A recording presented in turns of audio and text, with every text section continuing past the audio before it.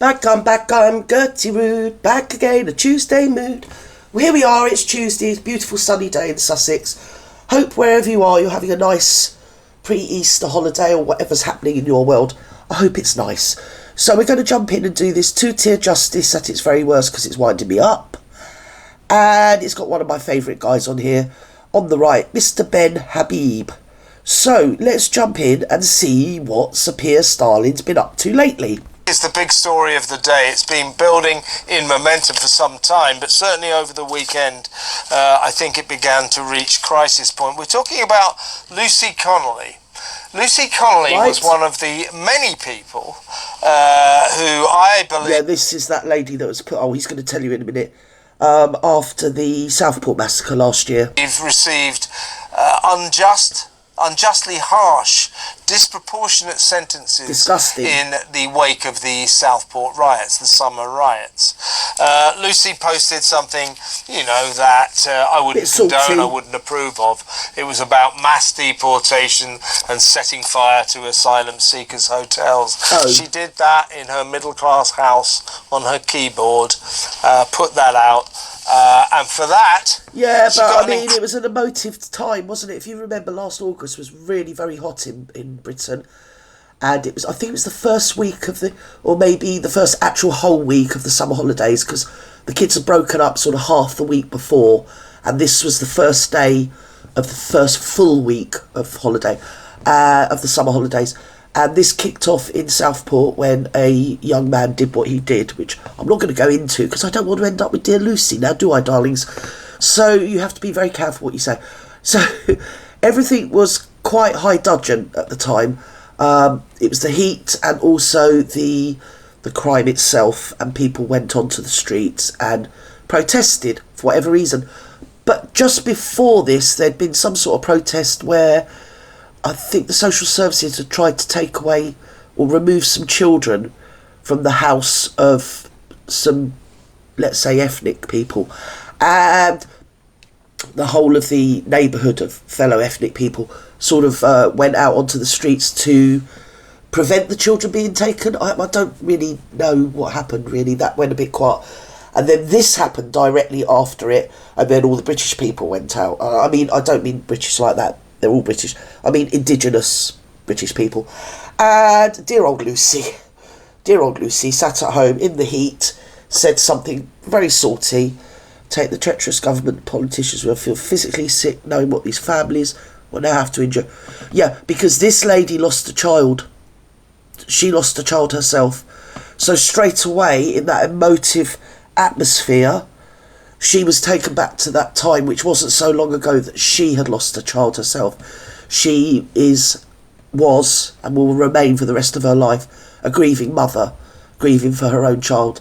That wasn't taken into account in the spirit of the atmosphere, because Sir Keir Bleaton, whatever his name is, had let it be known to the judiciary that he wanted the people that wrote hurty, salty tweets dealt with severely.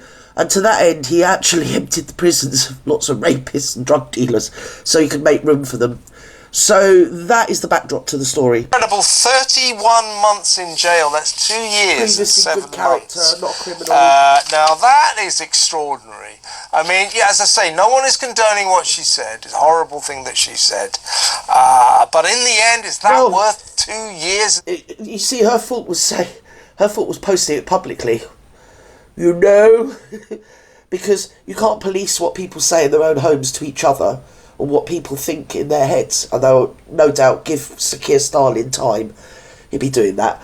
So, of course it was far too severe, because during that time we've also seen rapists get off with conditional discharges or tags, child abusers of all ethnicities, and none, the ethnicity is immaterial, but the fact is they walked. And yet somebody can write this in a moment of heat and hot-headedness and remove it. She removed it. She realised what she'd done straight away and removed it. But it was too late. Someone captured it. You know what they're like on X. They're right bunch of bitches on there. So, and passed it on to the police, and then she was duly arrested and put in prison for 2 years. So there you go. 7 months in jail. She's a middle-class housewife. She's married to a Tory councillor. Sorry, Kev, doesn't matter whether she's middle class. I know it does to you and the talking heads, the media and political classes. Class is a big thing. Doesn't matter what class she is. There was some working class people put in there. Nobody stuck up for them. There's quite a few working class people that went out and said something, or were part of the protests, even though they didn't do anything. They were standing in the protests and were rounded up as a consequence of that later, because they had, I don't know, facial recognition, and the police went and kicked their doors in and arrested them. So the class, from my point of view, is neither here nor there, but it seems to be an issue with these guys. She's a loving mum, and actually not so long ago faced the heartbreak of losing her son in a hospital blunder, which has had a profound effect on her. She put forward as a mitigation. She immediately empathised with the sheer agony and trauma of what the parents were going through in Southport. She immediately, anybody that's lost a child, you're there straight away. You know exactly what they're going through. That feeling like you've had your heart, all your innards have been ripped out, but God wasn't kind and let you die. You have to stay and you have to endure walking around like this when you feel absolutely dead inside. Everything's gone. Your whole world, you can't see anything forward.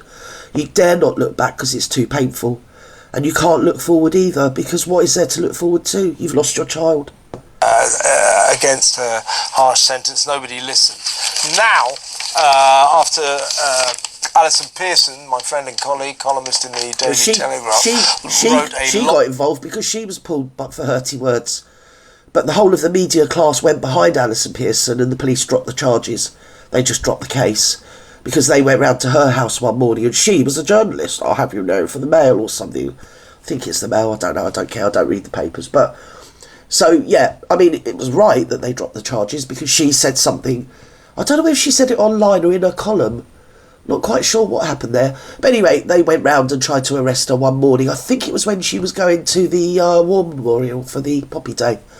I think that was the day they decided to go round mob-handed. I mean, considering people get burgled and like nobody turns up, they can always get 6 or 7 coppers to come round when it's a hurty word. Long and moving piece on Saturday's edition.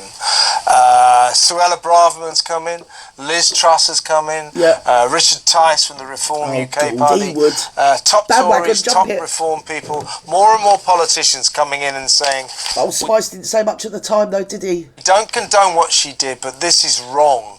This sentence is too long.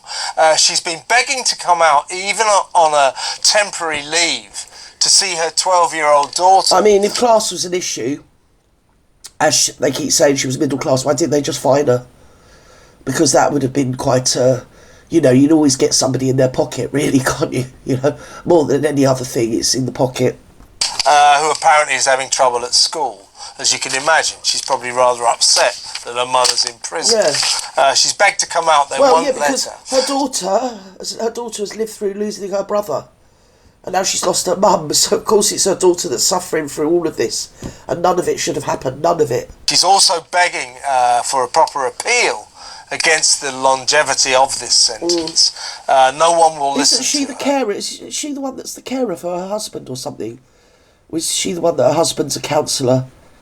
It's something like that, so yeah, it's just... But I think Suella Braverman, Liz Truss, Richard Tice, and all the other people, decent-minded it's Stalinist, really, it's Stalinist. Because, yeah, if you look back on that period of history in Russia, or even in China, or any country that's ruled by Marxism, Stalinism, communism, that you're just disappeared in the middle of the night. And very often, like, they take your whole bloody family as well. Yes, if you read your history, that's what they used to do. Who are calling for a review of this case are exactly right. This is two-tier justice at its very worst, imposed on this nation by two-tier Keir. And I think the authorities should listen, and we need to get this woman out of jail. Keir just isn't whatever it is he needs to be a Prime Minister. He hasn't got. He just isn't. He's I don't know what he is really. A bureaucrat, a civil servant, maybe at best, if I'm being kind. I mean, the intellect's just not there. I made my mind up about him when he was in Salisbury and he was rude to that publican. Was it Bath? Somebody tell me, because I keep saying it's Salisbury, but then people say it's Bath. I can't remember whether it's Bath or Salisbury. But both cities I'm familiar with, darlings. And he went into that pub during the lockdown and the publican told him to get out, because it's the publican's pub. He doesn't, want him in there with his cameras and all his henchmen. And he was just doing a photo opportunity. And the publican was naffed off with him because of the lockdown. And because Keir went along with it and didn't stand up for the British people or the working people. Working class people and the normal population was still in the belief system that Labour was for the working person. And obviously they're not. They're really not. They're just... Well, they're uber conservatives, really, aren't they? They really are. She's been there for a long time already, but it's grotesque to think that she should have to serve 2 years and 7 months for a silly post on social media. Don't you agree? I can't understand why. Why is she exempt from the appeal system? Because anybody else can challenge her. You can challenge it. Okay, they send you to prison for the 2 years, but while you're in there, you can get your solicitor to put in for an appeal hearing, and you can appeal it. Has she had an appeal? Have I missed that? I don't know. Why haven't they appealed it? Because that should be reduced. It's far too harsh. She should be let out on time served by now anyway. It's just a mess. And also the ludicrous scenes of seeing people let out of prison en masse. Because, of course, the political classes were there, the media were there, with their cameras, as rapists and drug dealers were let out of prison and people that were in there for violent offences. So. Of course, I completely agree. And it's something, actually, that I've been banging on about ever since August 2024, when the Prime Minister took it upon himself to describe all those that, in my mind, were perfectly justified in protesting. Obviously not protesting violently, but were justified in protesting against the brutal murders of 3 young girls who we've subsequently found out. It just wasn't that, was it? It's everything else. Obviously, that was the straw that broke the camel back, as well it should have done. When you see young children being attacked like this, it's just, I don't know, it was like a summer of madness. I remember it. And of course, the violence then spilled over and went to provincial towns as well as cities. And I think there was a big set to in London, but it didn't kick off. I think they'd sort of, they blew out enough air by then, and the police were on them like a rash, so yeah. Were stabbed, not just multiple times, one of them I think was stabbed 86 times. Right. The other 92 times. God, can you imagine that? If you actually imagine that in your hand, having something in your hand, whether it like a toothbrush or a teaspoon, and then do that 86 times, you would be absolutely exhausted 86 times. And he did that to quite a few children. That takes some doing. That takes something in you to do that, doesn't it? It's just completely mad. And when these children are like preschool children, 86 times on a little body? Really? Can you... I don't know how they can act surprised that people were appalled, and it did get to the point it was. And maybe what he should have done is go on telly and speak to the population and say, look, this is the way it is. This is an atrocity that's happened. Can we all calm down? Can we just let the law take hold? Let him be apprehended. Let him have the full recourse of the law and be sent to jail. And everybody go home and just stay calm, because this isn't helping. All your cities and all your towns are deprived enough without you going out there and setting fire to buses and setting fire to cars and fighting with the police and smashing up your own areas, which is what they were doing. They were just running down the street and smashing people's houses up. Some of the houses they were smashing up were just white people with not a pot to piss in. So... And it wasn't only, it was all people. It didn't matter whether they were white or brown or whatever, Everybody was getting it for the fact that they were in the area where the protests were happening. And people were just angry. And then, of course, you always get the ne'er-do-wells that use it as a gravy train. Think, we can get out and do a bit of looting. You're always going to get those people. But had he been more statesmanlike and just appeared on telly and done a face to camera and said, look, this is appalling, this is terrible, all my sympathy and the whole weight of the government and our legal profession is going to be levelled at apprehending this perpetrator and making sure he gets the full force of the law, bloody bleeding blah. Now, can you please all calm down and go home, because this isn't helping anybody. No, not Keir Starling. No. He just went full Starling mode and started rounding up everybody and threatening this, that and the other, and told the judges to make sure that they put them... See, so people like... what was her name? Can't remember what her name was. Anyway, the lady here, Lucy... This is where, like, Lucy, who should never have even been in court, let alone in prison, got swept up in that. And then there was that other guy as well, and he was sent to a prison. I think he was sent to a prison where, being a protester against a chap who may or may not have worshipped a particular god, and then he's sent to a prison that was full of people that do actually praise that particular god. He didn't last very long. He hung himself. The third one, a similar number.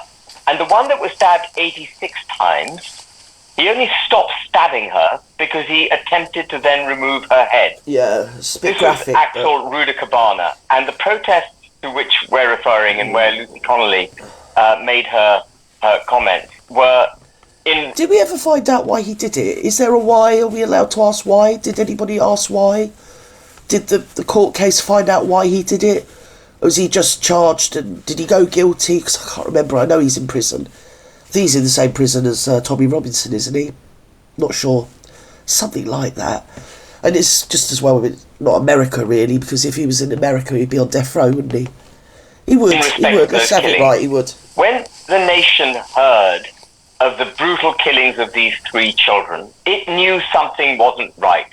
The Prime Minister described Axel Rudacabana... Well, yeah, it's 3 children that were killed, tragically, but there was a lot more people that were injured, adults as well as many other children were stabbed as well, yeah. As a Welshman, which was deflection. He's not a Welshman, no. He wasn't Welsh. No way in the world that Axel Rudacabana is a Welshman. No, he may be a British citizen, he may live in Cardiff, but the colloquial construction of a Welshman is someone outstanding in his field.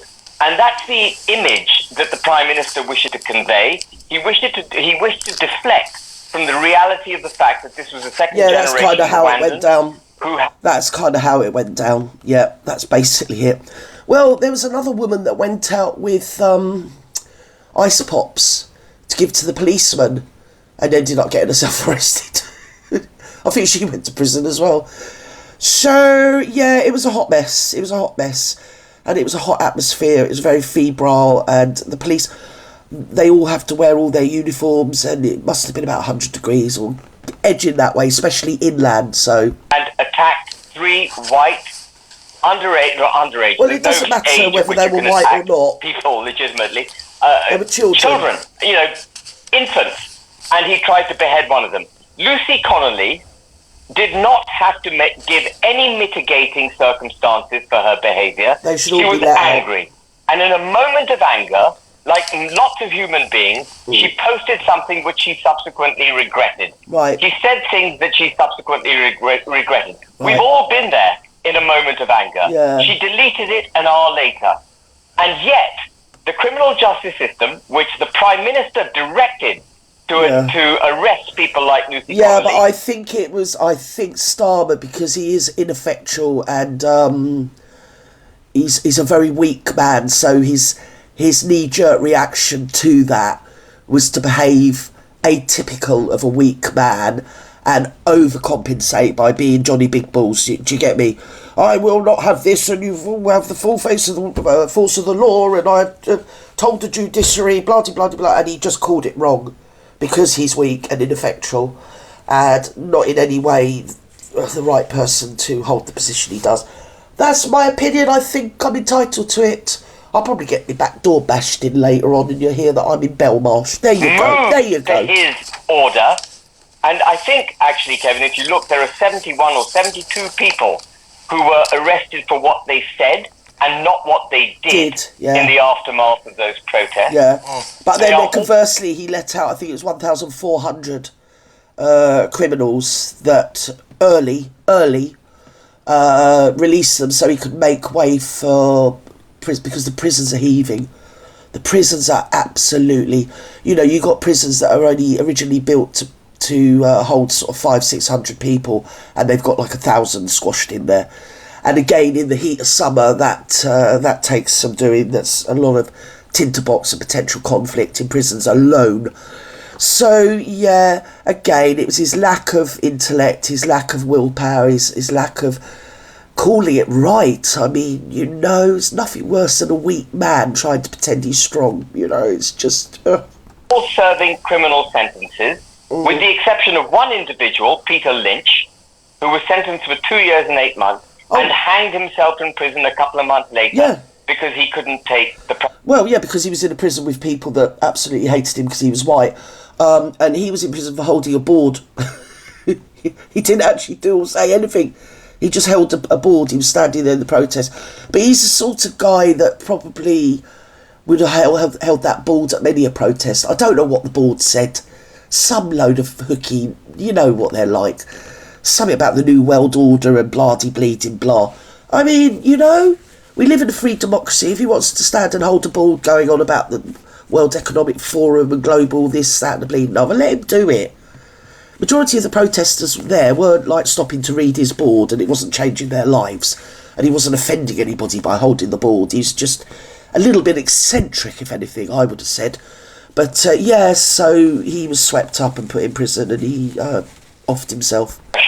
So all hats off to Alison Pearson for bringing this to our attention. Well, she should have done it before. But this is something that should have been brought to, should have been in the British psyche from August 2024, and people like Peter Lynch should have had an inquiry after their death. Yeah. It is an absolute abomination. No, they're not going to have an inquiry, because an inquiry will bring out the sort of stuff that we are now discussing.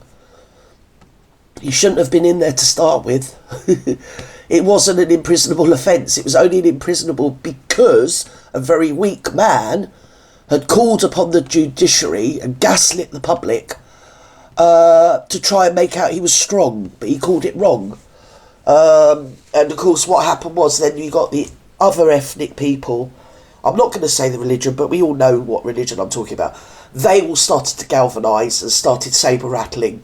So there was a potentiality of some conflict between, say, indigenous Brits and maybe newcomers. I don't know. I don't live there. I live in a little sort of quiet, almost like a village in Sussex. You know, I've never been to Southport, but this is what I discerned at the time was going on. And as I say again, a Prime Minister, he's supposed to be patriarchal. He's supposed to be like, you look at the Queen when she was alive was always, I think they called her like the grandmother of the nation. The King is kind of perceived to be a patriarchal, benign, elderly father-like figure.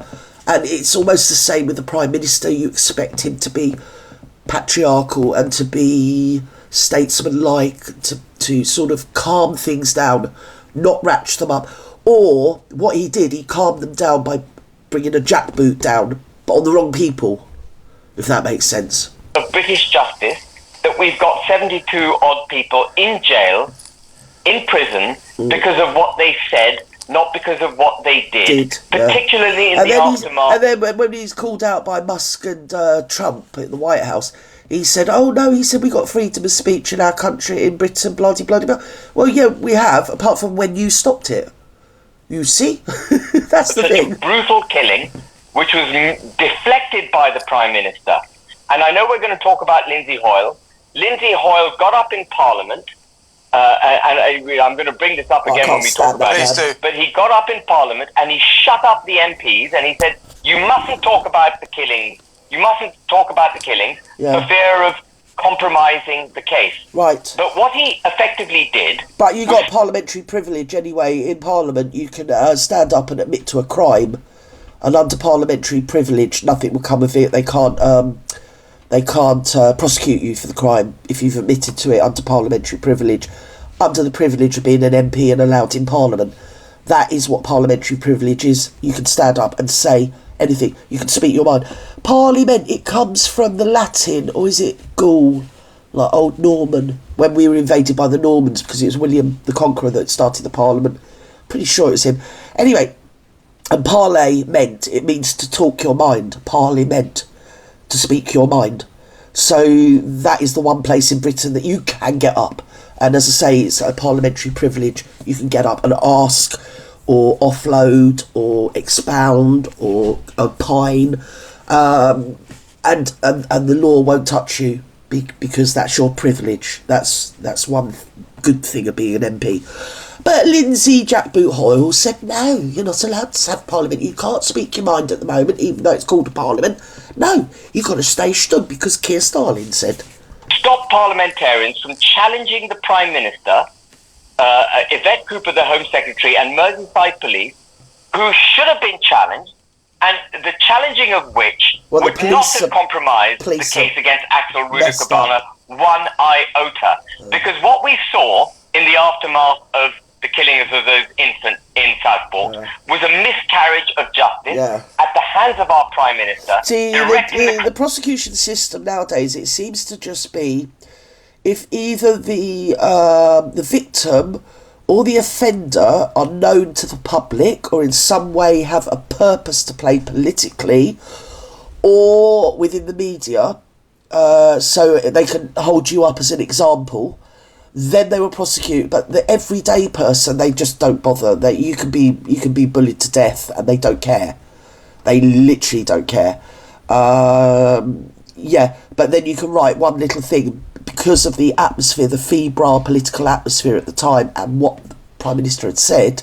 It became like a crime and it became a big deal, when really one post should have just been ignored. Now, when you've been on there and you're obsessively posting disgusting stuff 24/7 for like 3 years, and it's running into the hundreds of thousands of tweets, that is something I believe you should be in prison for. But, oh, dearie me. Anyway, that's not free speech. That's it's terrorism. That's terrorism. Her one little post that she then took down, set against the backdrop of her losing her own child and still grieving, being in the grieving process. And of course, then she, as I've already said, then her mind was focused on the fact that there was mothers that had just lost their child. It sort of swayed the whole thing. It should have meant that she was just out with a fine, really. Or because she's what they call previously good character, she'd never broken a law before. Ideally, even if it was a sentence, it should have been suspended. Do you get me? It's just, I don't know what Keir Starmer is. Oh dear, I know what I'd like to do to him, but if I said, I'd end up in prison, wouldn't I? Criminal justice system to arrest people like Lucy Connelly, Peter Lynch, and as I say, 70-odd other people who are now incarcerated. Yeah. They should all be released. Right. Lucy, there should be an inquiry into how the hell it was that people who simply put stuff on Twitter or other social media. Well, they don't want the inquiry because we all know how it was. It's because Keir Starmer went and told the judges, I want the full force of the law. He told us, the full force of the law will be brought upon you. I told the judiciary. I remember it. But he couldn't make a statement to the public to calm the waters and bring about some peace and reconciliation amongst the public. No! See, a weak man playing at being strong, and it never washes. Never washes. Prison, and there should be a specific inquiry. How about you don't vote in a weak man to start with? Who hanged himself in prison. A 61-year-old grandfather who in his life hadn't put a foot wrong until he put some hurty words on a board and said some hurty words to some policemen. And if you need testimony, we didn't. He only said something about global. That we have a broken two-tier criminal justice system in the United Kingdom. It's what happened in the aftermath of those protests following the death, the tragic death. See, I think also the thing is as well, a lot of the grassroots protesters had their faces covered and were sort of masked up, or they had scarves around the best part of so that I think when the call went out from the Prime Minister and his office that he wants, the full force of the law to come down like a hammer on these protesters, the police were sort of scraping the barrel to find a few people that they could prosecute. Because as I say, the majority of them you couldn't see. So there you go, we have the man with the board and that woman that put that tweet. No, we're not having that, they can go to prison. So they were trying to appease a weak man. And of course the echelons of the police service are pretty weak. Tragic in killing, my opinion. The abominable killing of those 3 young girls. Absolutely. Now, 400 400 people ended up in court or thereabouts after the widespread UK riots, not just Southport but around the country. Yeah. Among those numbers, yeah, but 400 isn't kind of representative really when there was like thousands of people protesting. There were nearly 1,000 arrests after that first weekend. Among that number, incredibly, were two 12-year-old boys and a 13-year-old girl. Well, there you go. And on it went. And do you know it's just what? Ridiculous. It's just, as I say, ridiculous. It's probably because they didn't have scarves around their face so the police could easily facial recognise them or you know, identify them for whatever reason. I've given up the will to live on this subject. Anyway, it's a load of BS, and obviously he shouldn't have done it. Lucy should be let out, and poor old Peter that offed himself. Tragic. We need an inquiry, but they're not going to have an inquiry because the inquiry would just go through the motions and then all the fingers would be pointed at the Labour government or Sir Pier Keir. There we are. That's all I've got to say, and I think with that I'm going to say over and out before I get myself put in jail.